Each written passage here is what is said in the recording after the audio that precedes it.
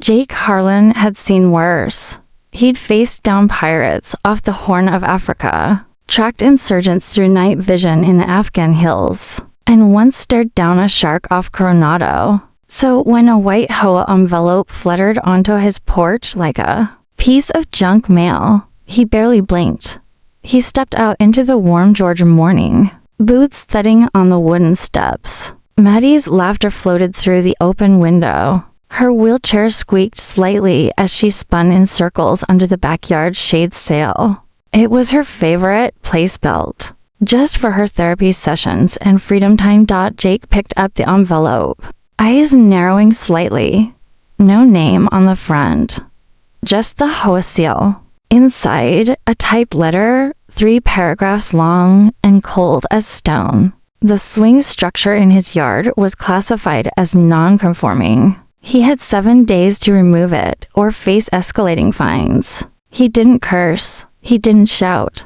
He just folded the paper and slipped it into his back pocket like he'd done with mission orders 100 times before. Then he walked back inside, kissed his daughter on the head, and poured a black cup of coffee. 3 blocks over, Karen Whitmore was already on the phone. Non-compliance, she said crisply to the board's vice president. He thinks just because he's new here, he doesn't have to follow the rules. Karen had never served in any uniform, but she ran Oak Ridge Meadows with the intensity of a 4-star general, at least in her own mind. Lawn height, controlled. Fence color, pre-approved. Holiday decor after January 3rd? Immediate citation. But this wasn't about a swing. Not really. Karen had watched Jake move in months ago. Big guy, quiet, kept to himself. She didn't like how he parked his truck facing the street. Didn't like how he waved but never stopped to talk. Didn't like how his daughter's laughter seemed to carry across the fence, loud and unedited. And truth be told, she didn't like how the neighbors liked them. Jake never caused trouble. He volunteered for local food runs, helped carry heavy boxes for an elderly neighbor without being asked. He fixed a busted hydrant near the corner when the city was dragging its feet. That made Karen nervous. People started going to him with issues instead of her. So, when she saw the structure go up in his backyard, a sturdy, well-built swing designed for a wheelchair, she waited. Then she took photos, submitted a visual complaint form, then dropped the letter herself. Jake didn't take action right away. He didn't march to the next board meeting with a vengeance. Instead, he studied, watched, listened.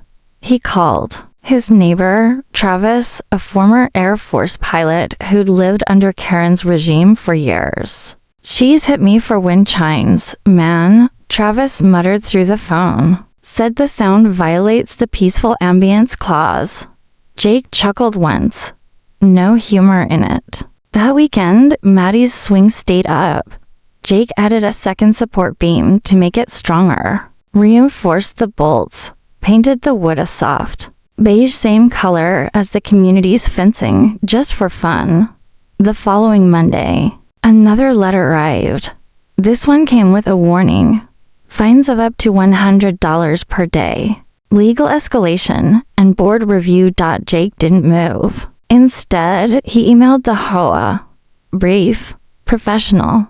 The structure in my yard is not decorative. It's part of my daughter's required daily therapy, prescribed by a licensed pediatrician. You are advised not to trespass. Karen read the message at her desk, her lips pressed so tightly they vanished. That afternoon, she did exactly what he warned her not to do. She walked into Jake's backyard while he was out and Maddie was inside with a nurse. Took new photos. Zoomed in on bolts. Measured post height. What she didn't realize was that Jake had a security system with perimeter sensors and motion-triggered recordings. When he got home, he reviewed the footage. Watched Karen creep across his lawn in her pink cardigan, tiptoeing like she was robbing a museum. Jake leaned back in his chair, rubbed his jaw, and hit the save button.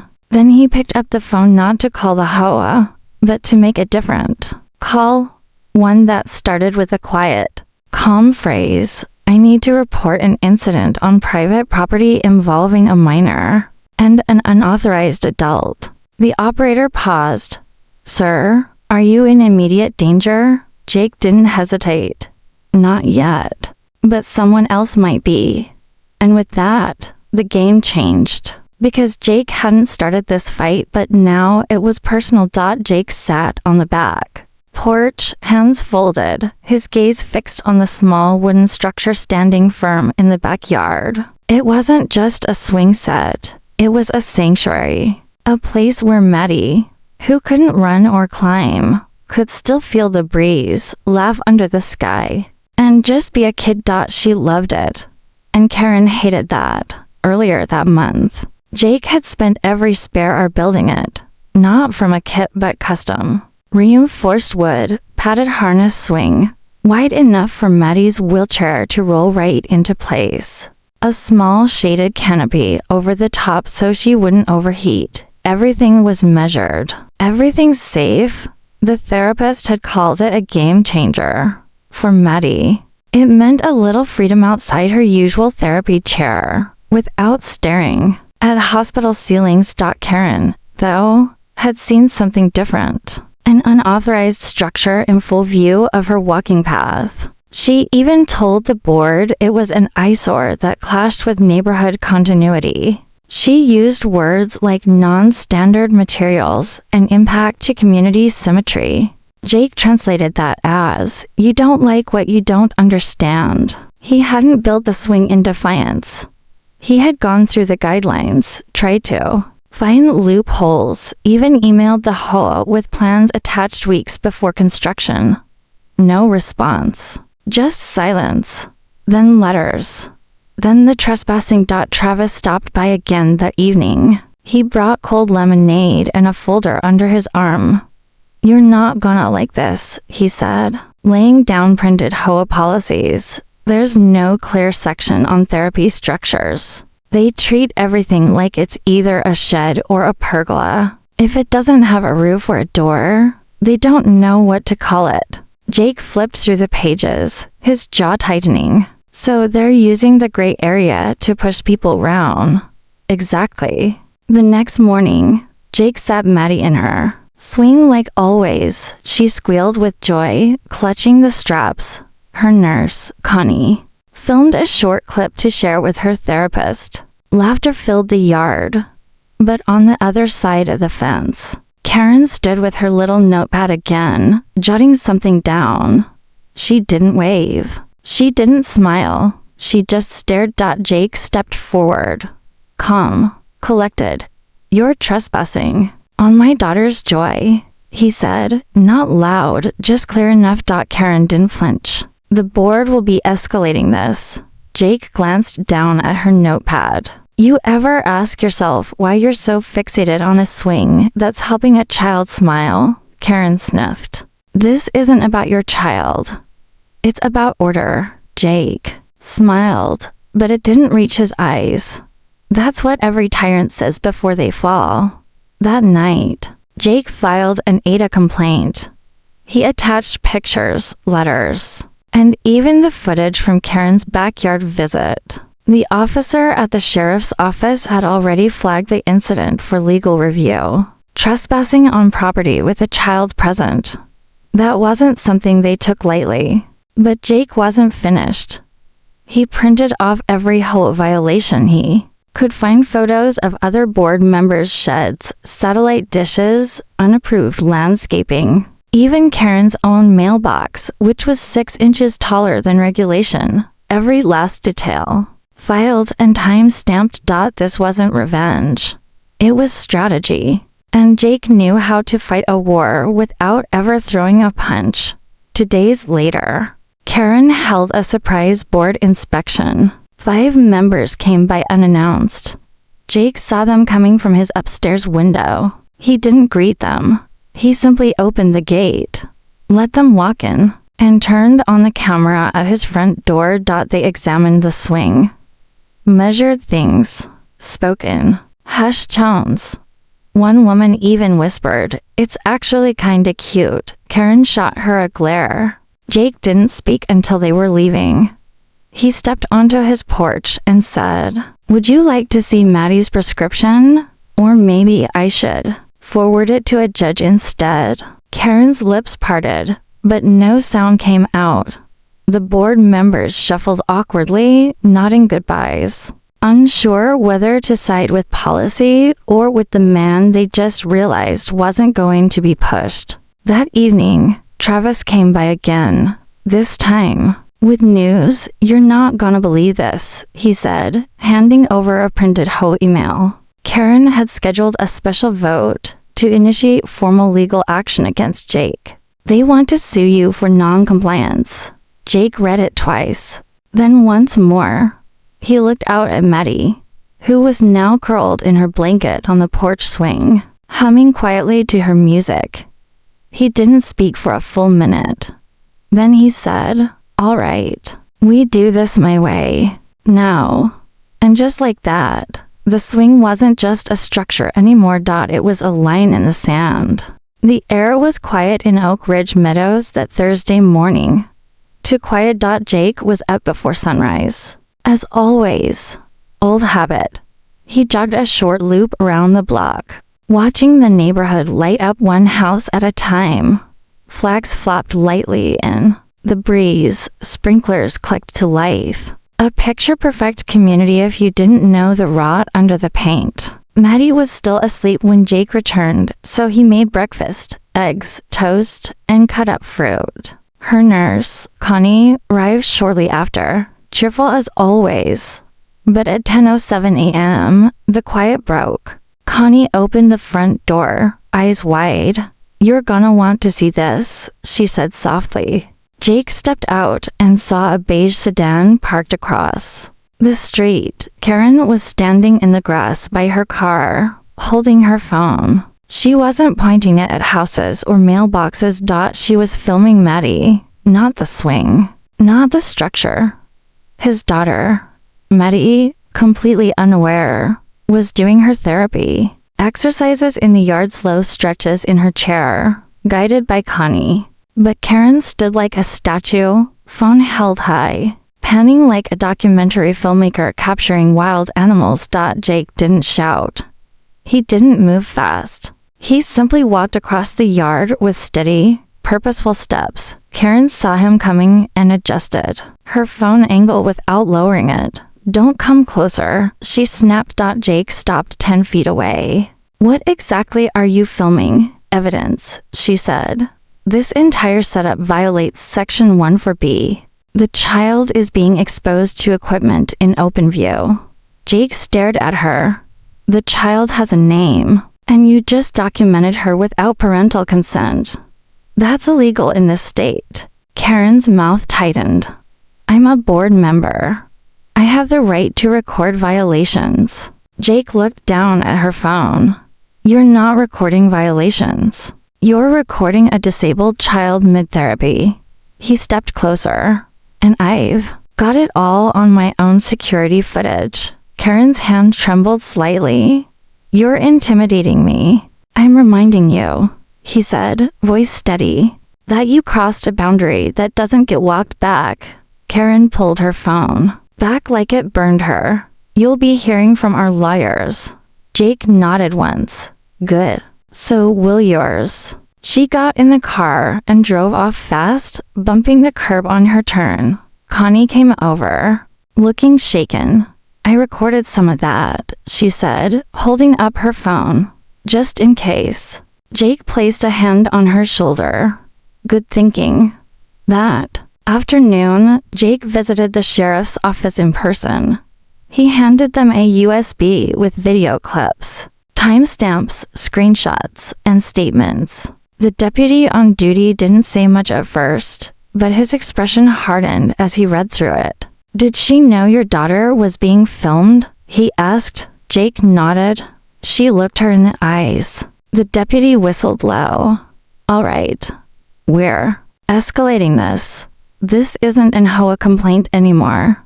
This is civil and possibly criminal." Jake didn't smile. but he felt something shift. Finally, the wind was blowing the other way. By evening, news of the confrontation had reached the board.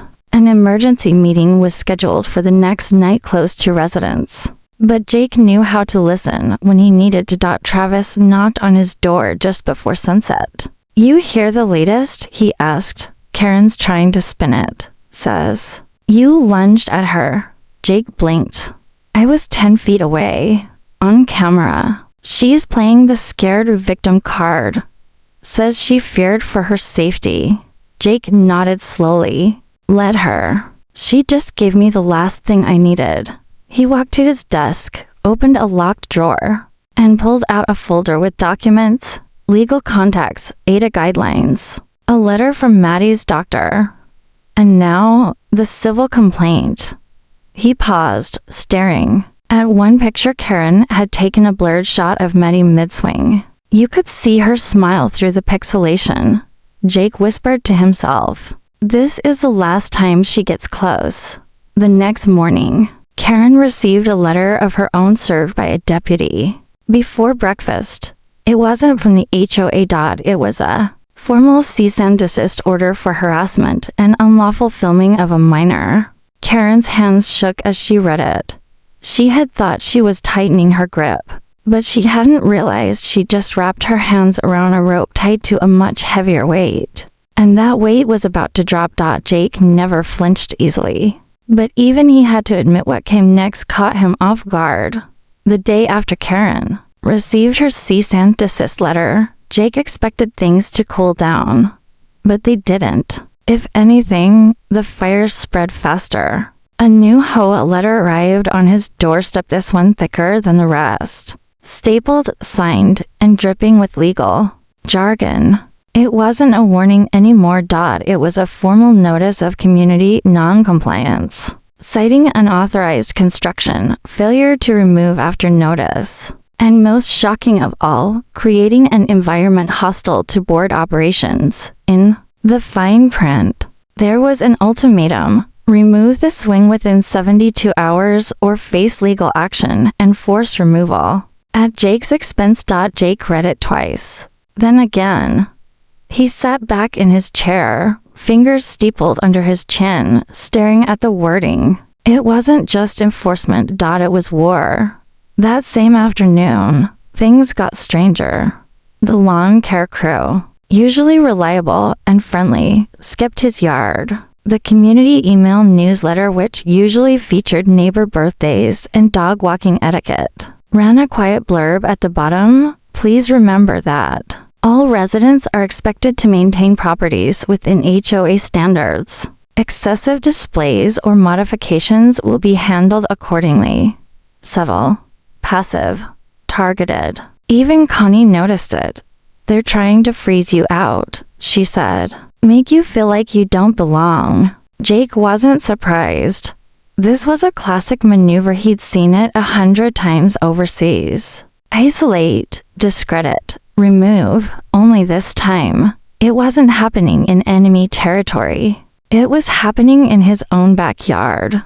Travis came over that night with another update. "They held a vote," he said, face grim. "Karen got the board to approve legal funds to pursue you in court. She says you've become a danger to community harmony." Jake exhaled through his nose. "So she got her rubber stamp?" "Not entirely," Travis added. One of the board members abstained. Sandra, the treasurer.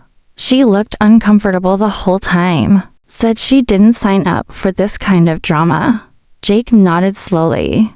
That was the first crack, and cracks could spread. But he wasn't going to rely on kindness. He went to work. That night, he opened up an encrypted laptop he hadn't used in years, pulled old contacts, names, emails. These weren't neighbors or PTA parents. These were lawyers, advocates, former colleagues in quiet corners of government work who had moved into disability law, civil rights, and municipal accountability. By midnight, he had a new plan, one that didn't involve swinging back in anger, but turning the pressure in reverse. Because if Karen thought she could bury him in paperwork and fines, she hadn't considered what happens when someone like Jake knows how to build a legal IED. The next morning, Karen was seen strutting toward the clubhouse for the HOA's Saturday coffee social. Normally, 10 or 15 neighbors would gather for pastries, small talk, and complaint swapping. Today, only 3 showed up. Jake hadn't said a word to the community, but stories had started to spread anyway. About the swing, about Karen filming a child, about letters served by deputies and not volunteers. The silence around her was louder than anything Jake could have said. Later that evening, he got another notice, this time via certified mail. Karen had filed a claim requesting an emergency injunction to remove the structure immediately, alleging mental distress and ongoing disruption caused by non-compliance. Jake read that sentence carefully. The words weren't just aggressive, they were desperate.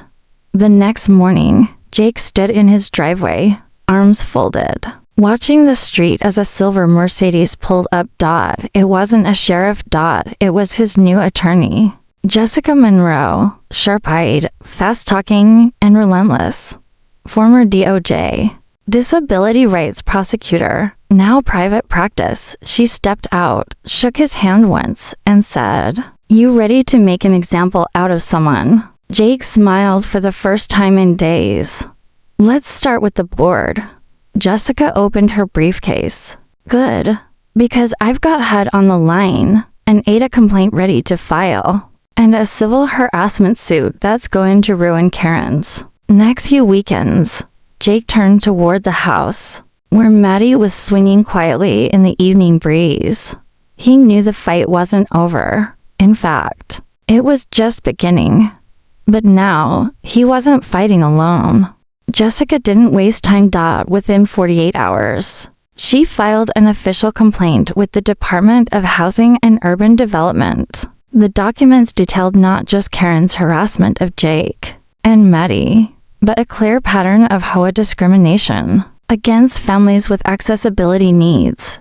And that wasn't all. Jake sat across from her at the dining room table, the swing visible through the back window. Maddie was laughing with Connie, unaware of the firestorm brewing just beyond the neighborhood fence. Jessica flipped open a binder. "If you want to go quiet and steady, we can follow the complaint process and work our way through hearings." Jake didn't blink. "And if I don't, then we hit hard. Press, media, federal exposure. These people want to bully behind closed doors. So, let's turn on the lights." Jake nodded. "Do both?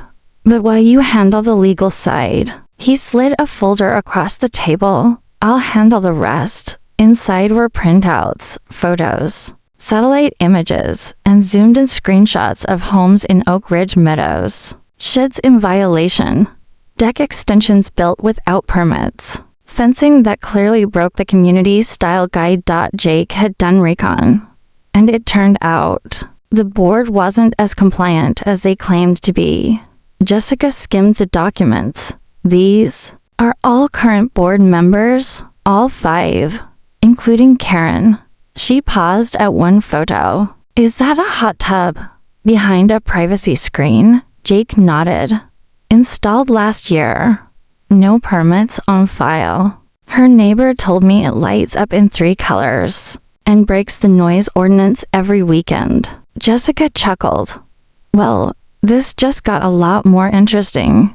By the end of the week, 3 things happened in rapid succession. First, Karen received a certified notice from HUD confirming that an investigation had been opened into her personal conduct as HOA president. Second, Jake's lawyer filed a motion in local court to block any forced removal of the swing. The filing included doctor's notes, ADA protections, and video evidence. Third, the local newspaper called Jake asking for a statement.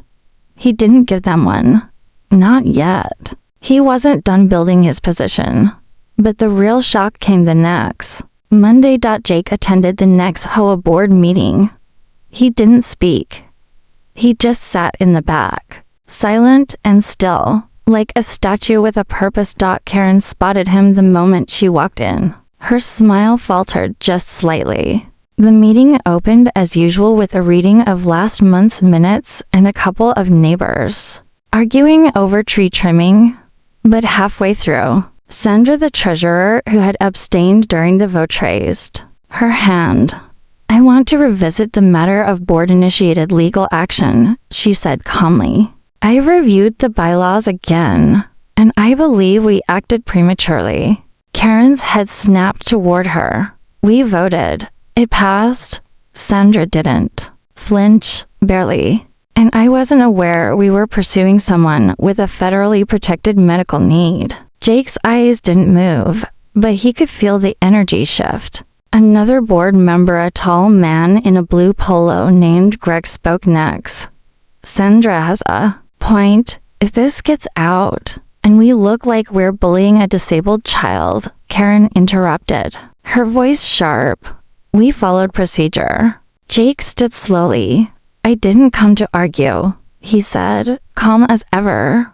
"I came to deliver this." He walked to the front of the room, placed a manila envelope on the table, and nodded once. "Contents are being sent to every resident this Friday, including HOA violations by current board members and security footage of recent events. I suggest the board reviews it before then."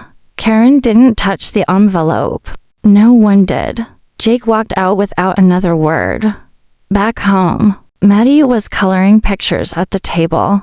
She looked up and smiled as he entered. "Daddy, the nurse said you went to a meeting." "I did, sweetheart." "Did they say sorry yet?" Jake crouched down beside her. "Not yet, but we're getting there." That night, Karen sat alone in her office.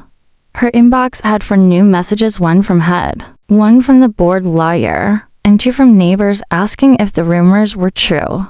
But the message she hadn't seen yet was the one quietly slipped into her mailbox late that evening. A folded HOA flyer. On the back, scribbled in bold ink, "We don't like bullies, Karen. It's time you stepped down." The court date came quicker than anyone expected. Karen had insisted on an expedited hearing, assuming Jake wouldn't be prepared. She thought a quick win would force him into compliance before his sympathy campaign took hold. What she didn't know was that Jake had been ready long before she ever filed. The morning of the hearing, Jake stood outside the courthouse in a clean navy shirt and pressed slacks. Beside him stood Jessica, calm and collected, flipping through a binder 2 inches thick. Across the parking lot, Karen arrived alone. No attorney. Just a folder and a tight smile. She wore a white blazer, sunglasses, and too much perfume. She looked like she was trying to sell a house, not defend one. Inside, the courtroom buzzed quietly. A few neighbors had come to watch. Sandra, from the HOA board, sat in the back row, arms crossed, eyes unreadable. The judge was an older woman with a no-nonsense glare and a stack of files that could have crushed a small dog.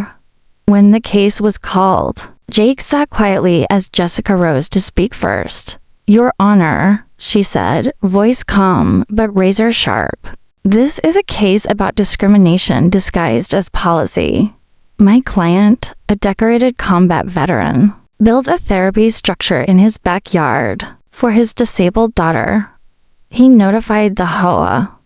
He followed all reasonable guidelines. What he got in return was harassment." Karen stood abruptly. "Excuse me." "Your Honor," the judge held up a hand. "You'll get your turn." Jessica continued. "We are submitting documentation from a licensed pediatric therapist, confirming the medical necessity of the structure. We are also submitting photographic and video evidence of the HOA president trespassing onto private property and filming a minor without consent." She turned and handed the judge a thick packet. Karen shuffled forward. "It's not harassment, it's enforcement. We're protecting property values." The judge scanned the first few pages of the packet. Her eyes stopped on a still image Karen, crouched in Jake's yard, phone raised. Maddie clearly visible in the corner. The judge looked up. You entered his backyard without permission and filmed his child, Karen stammered. I was documenting a violation. That's not how documentation works. Jake didn't speak. He just looked ahead, the way he had on deployment, calm, focused, knowing exactly what came next. Jessica handed over another page. This is the HUD complaint, Your Honor, already in progress. And this, she flipped to the last page, is a list of unpermitted structures currently on record within the HOA board, including the president's own backyard hot tub. There was a murmur from the back row. Karen's face flushed. This is irrelevant. It speaks to selective enforcement, Jessica said smoothly. Targeted enforcement. The judge leaned back in her chair. You do understand what you've opened yourselves up to, Ms. Whitmore. Karen blinked. The judge nodded toward Jake. This man is not only protected under HOA guidelines as the guardian of a disabled child, but also under state and federal veterans' rights laws.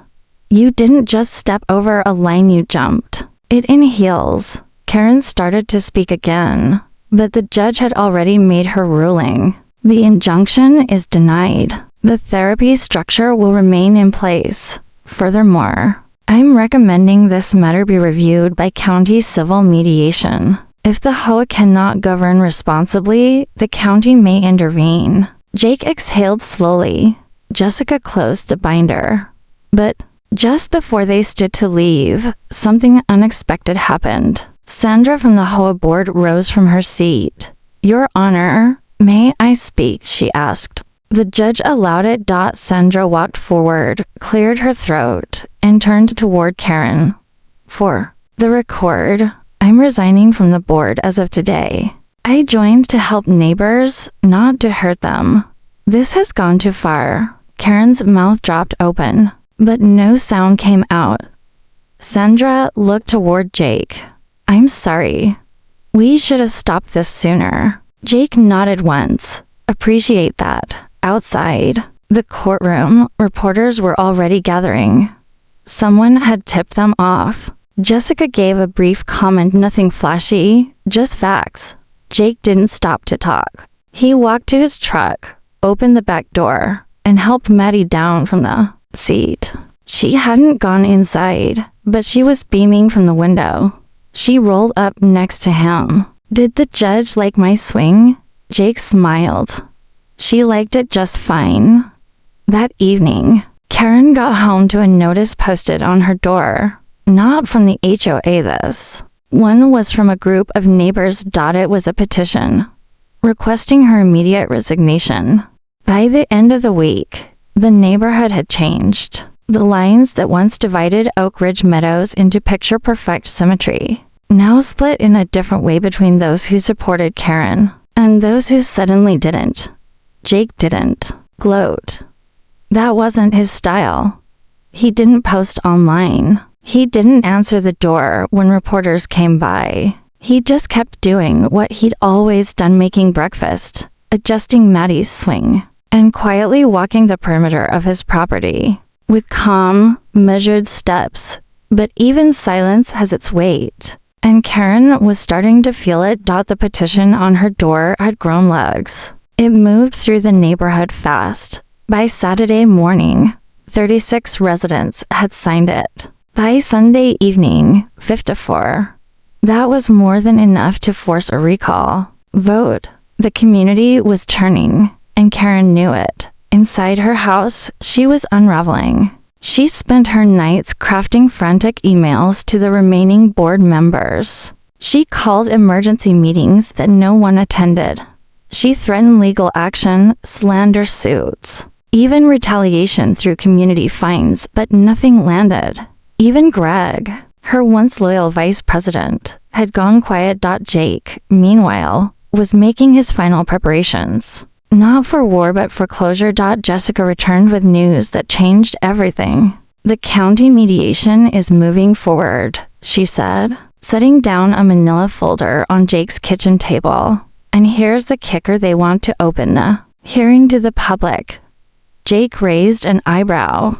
That normal? Not really. But public trust in the HOA is shot. They want transparency.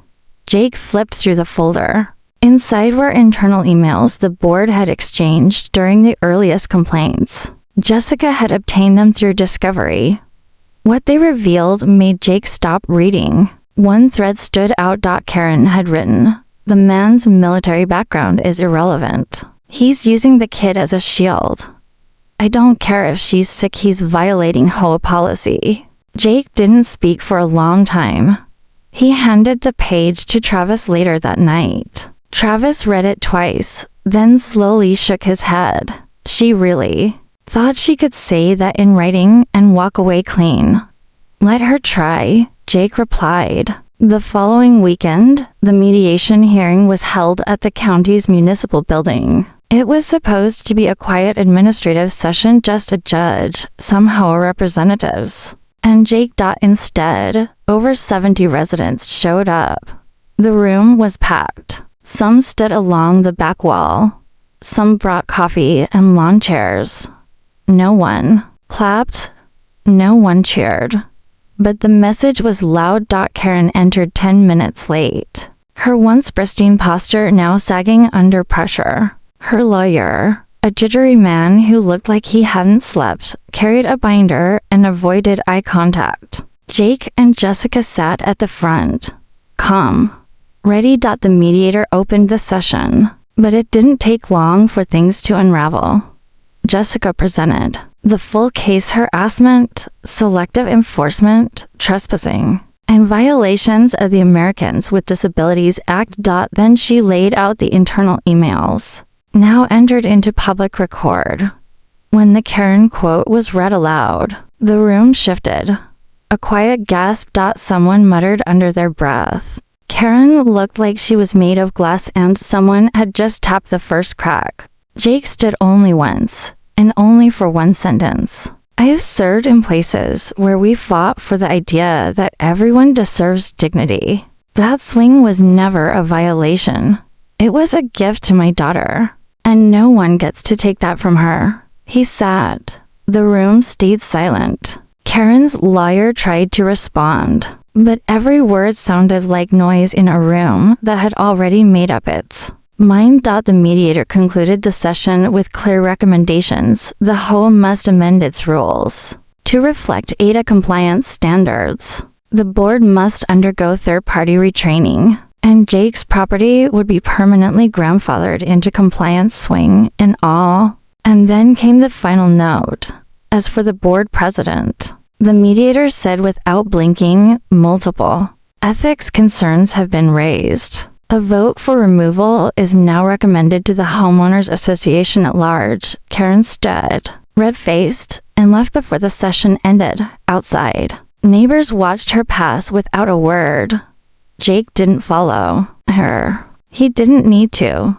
Back home, he found Maddie asleep on the couch, her sketchpad beside her. She'd drawn the swing bright and full of color. On the edge of the page, she'd written one word in shaky pencil, home. Jake stared at it for a long time. Tomorrow, he knew, would bring the final vote. But in his heart, it was already done. The day of the vote arrived with skies so still. It felt like the entire neighborhood was holding its breath. At the community clubhouse, the crowd came early. Folding chairs filled the lawn, the parking lot overflowed, and someone even set up a speaker outside for those who couldn't get in. Jake didn't plan to speak. His presence was enough now. He sat near the back, Maddie on his left in her chair, Connie beside her. Jessica had already taken a seat by the front, nodding silently to familiar faces. Even Travis wore a collared shirt for the first time in weeks. Karen stood at the front table, trying to wear a smile that no longer worked. Her white blazer was gone. Her voice had lost its rhythm. She read from a printed statement. clinging to the idea that her intentions were misunderstood, that everything she'd done was for the greater order of Oak Ridge Meadows. But this time, no one nodded. No one murmured in agreement. The board vote came first, internal, procedural, for members present. 1 abstention. 3 votes in favor of removing Karen as president. Enough to strip her of her title immediately. She stood frozen for a second too long, as if expecting someone to step in, call the process unfair, rewind the clock. No one did. Then came the full community vote. Per HOA bylaws, final and binding ballots were passed, filled out, folded, and dropped into the clear lockbox, one by one. No shouting, no confrontation, just the quiet rhythm of change. Jake watched with arms crossed, Maddie holding onto his sleeve like a steadying anchor. When the final tally was announced, 82 votes for removal, 12 against. No one clapped. But you could feel the release in the room. A storm had passed. Karen didn't stay to hear the thank yous or the community remarks. She gathered her things in silence and slipped out the side exit. No one followed, not even Greg. Outside, a few residents shared nods and brief words with Jake. Some apologized. Some just said thank you. He didn't linger. Back home, he rolled Maddie onto the porch swing. She kicked off gently, a soft breeze catching her hair. Jake sat on the step, letting the silence settle over them like a blanket. "You're not mad anymore?" Maddie asked, swinging gently. Jake looked up at her. "No. We stood our ground. We didn't let fear make the rules. That's enough." She looked thoughtful. "Will the swing ever have to come down?" Jake smiled. "No, sweetheart. Not this one. Not ever." Later that week, something strange happened. A new letter arrived from the HOA. Not a warning, not a fine, but a formal apology. Signed by the newly appointed board, it acknowledged the mishandling of events, the harm caused to Jake's family, and a promise to revise HOA policies going forward to include accessibility protections. Jake showed it to Jessica, who raised an eyebrow. "You want to sue for damages anyway?" He shook his head. "We got what we came for. Let them fix it for the next family." She nodded. "You're a better man than most." Jake didn't respond. He just turned back toward the yard, where Travis and a few neighbors were helping him install new landscaping he'd approved. Low profile and beautiful. Maddie supervised from her swing, holding a clipboard and pretending to be the project manager. A week later, a story broke on a local news station. Veteran father defends daughter's right to play. HOA overreach sparks policy reform. The article didn't name Karen, but everyone knew. And somewhere in a quiet neighborhood across town, Karen sat in her kitchen, watching the news and realizing for the first time in years no one was listening anymore. Jake never mentioned her again. He didn't need to. What he built out of wood, sweat, and love stood as proof that he hadn't just won the fight. He'd redefined the rules. And every time Maddie swung higher, the neighborhood remembered what mattered more than regulation. It wasn't control. It wasn't conformity. It was the courage to stand up when no one else would. Final call to action. Reflective close. Some battles aren't about swinging fists, they're about standing tall, protecting what's right, and never backing down when your family's on the line. Jake didn't ask for a fight, but when the line was crossed, he showed Oak Ridge Meadows and the world what it means to defend home. Thank you for watching. And remember, the quietest people often carry the strongest stories. Let me know if you'd like the video thumbnail, title ideas, episode recap summaries, or want to adapt this series into a voice-over script format next.